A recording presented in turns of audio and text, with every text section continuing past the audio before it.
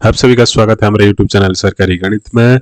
8 pay commission के संदर्भ में लोकसभा में उठाए गए विभिन्न प्रकार के प्रश्न, कब से नई सैलरी मिलेगी, टीओआर अर्थात टर्म ऑफ रेफरेंस का फाइनलाइजेशन कब तक होगा, और जो सैलरी के लिए जो फंड एलोकेशन है, बजट एलोकेशन है, वो हुई है या नहीं। तो डिटेल्स तो इस वीडियो में है। वीडियो को लाइक, चैनल को सब्सक्राइब और शेयर जरूर कीजिए। तो चलिए शुरू करते हैं, देखते हैं हमारा चैनल में और डिटेल तथ्य इस वीडियो को संपूर्ण देखिए ताकि संपूर्ण जानकारी अब तक पहुंच सके। तो ये जो लेटर आई है 8 दिसंबर 2025 का, जो जिसमें कि लोकसभा में विभिन्न प्रकार के प्रश्न पूछे गए थे और उसका उत्तर भी यहाँ पर दिया गया है, जो कि फाइनेंस डिपार्टमेंट की तरफ से आई है। ठीक है, तो इसमें रिगार्डिंग ना implementation of 8 pay commission, regarding आपका जो विभिन्न प्रकार प्रश्न का उत्तर दिए गए। तो उसमें किसको क्वेश्चन पूछा गया था ना, will the minister of finance department be please to state, क्या क्या प्रश्न पूछा गया था देख लेते हैं। पहले तो क्वेश्चन देख लेंगे अर्थात प्रश्न देख लेंगे, उसके बाद आपका जो आंसर को देखेंगे।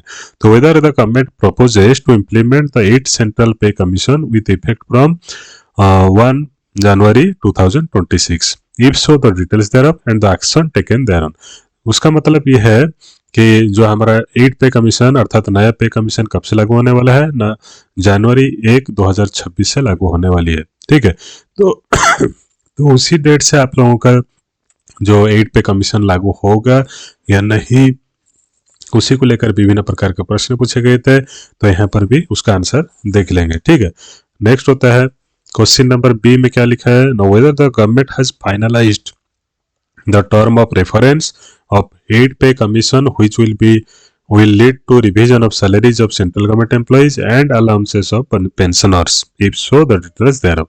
अर्थात जो टर्म ऑफ रेफरेंस, आपका जो टर्म ऑफ रेफरेंस होता है, टीओआर होता है, उसी के संदर्भ में आप लोगों का क्या होता है, सैलरी को क्या करा जाता है, हाइक किया जाता है अर्थात सैलरी को बनाया जाता है। तो इसी टीओआर के संदर्भ में आपका क्या फाइनलाइजेशन हुआ है, क्या आपका प्रोसीडिंग हुआ है, term of reference final sorry. तो गवर्नमेंट से पूछा गया है कि टर्म ऑफ रेफरेंस आपका जो फाइनल हुआ है या नहीं। अगर फाइनल हो गया है तो कैसे क्या है उसका सिस्टम है और क्या क्या उसमें मुद्दा रखा गया है उसको भी बताइए। नेक्स्ट क्वेश्चन होता है whether the government proposes to allocate fund for implementing the 8 central pay commission 2026-27। तो गवर्नमेंट जो कि 2025 में किसी भी प्रकार का बजट का एलोकेशन नहीं किया था 8 पे कमीशन के लिए, तो 2026 में, ठीक है, उसके लिए 8 पे कमीशन के लिए बजट एलोकेशन करेगा या नहीं, किस प्रकार का प्रपोजेस है या नहीं, उसको पूछा गया है। ठीक है, अगर 2026 में 8 पे कमीशन के लिए बजट एलोकेशन नहीं रहा तो आप लोग समझ लीजिए जो आपका बजट आएगा कब आएगा, 2027 में। और 2027 में अगर जाकर बजट आता है किसके लिए, 8 पे कमीशन में, तो आपका जो सैलरी है वो 2027 के एंड या फिर 2028 तक भी पहुंच सकता है। ठीक है, तो उसको देख लेंगे, उसमें क्या क्वेश्चन आंसर क्वेश्चन क्या क्या है उसको देख लेंगे। नेक्स्ट होता है whether the 8 pay commission has consulted और consulting all major stakeholders including central government employees pensioner association. उसका मतलब है जो विभिन्न प्रकार के एसोसिएशन है जैसे कि NCJCM है और भी बहुत सारे संगठन जो कि स्टेट गवर्नमेंट के हैं, सेंट्रल गवर्नमेंट के हैं, तो विभिन्न प्रकार के संगठन से आपका जो रिकमेंडेशन लिया गया है या नहीं, अगर लिया गया है तो उनका क्या स्टैंड है और क्या क्या क्वेश्चन पूछा गया है। ठीक है, उसके संदर्भ में भी क्वेश्चन पूछा गया है। और आप लोग अगर NCJCM की तरफ से क्या क्या डिमांड रखा गया है उसको जानना चाहते हैं तो एंड स्क्रीन में आपको वीडियो मिल जाएगी और टेंटेटिव सैलरी कैलकुलेशन भी मिल जाएगी, जाकर चेकआउट कर सकते हैं। तो नेक्स्ट होता है क्या question, the present status of constitution, अर्थात 8 पे कमीशन का जो प्रेजेंट स्टेटस क्या है, और proceedings regarding setting of the 8 pay commission, अर्थात total number of central government employee कितना है, पेंशनर कितना है जो कि बेनिफिट पाने वाले हैं 8 पे कमीशन की। Whether the government proposes to consider the grievances of employees and pensioners due to delay in stating functioning of 8 pay commission, अर्थात कुछ ही प्रकार के जो ग्रीवेंसेस आ रहे होंगे जो कि 8 पे कमीशन के संदर्भ में जो कि लेट से बैठा है, तो उसको कैसे आप लोग टैकल कर रहे हैं। Next question, the time by which the commission is likely to submit as its recommendation and the time by which the government implement them, अर्थात कब तक आपका जो 8 पे कमीशन हैगा उसका सैलरी आपको कब तक मिलेगी, और क्या क्या टाइम रिकमेंडेशन का लिमिट है उसको भी पूछा गया है। तो ये जो प्रश्न पूछे गए थे उसका फाइनेंस डिपार्टमेंट की तरफ से श्री पंकज चौधरी की तरफ से नोटिफिकेशन आया है और आंसर दिए हैं, प्रश्न का उत्तर दिए हैं, तो उसको चेकआउट चलिए कर लेते हैं।